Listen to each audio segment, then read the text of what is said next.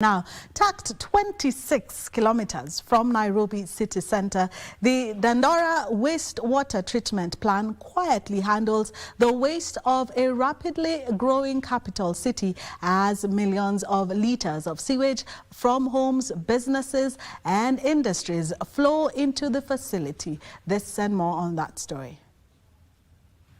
The treatment process begins at the inlet networks, where raw sewage from Nairobi's trunk sewers is directed into the Dandora wastewater treatment plant.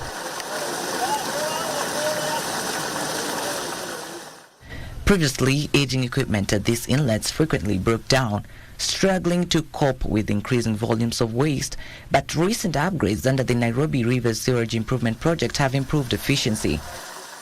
At this physical treatment stage, wastewater passes through coarse, intermediate and fine screens, followed by a dart trap and compactor to remove solid waste and debris like clothes and plastic bags. The water then enters the biological treatment stage through anaerobic ponds where bacteria break down organic matter without oxygen, then into facultative ponds which combine both aerobic and anaerobic processes. Finally, it reaches maturation ponds where sunlight and microbes further purify the water to standards set by the Environmental Management and Coordination Act. This full treatment cycle takes about 55 days, as plant engineer Kamau explains. 60 to 70% of the treatment happens where we are at the anaerobic ponds.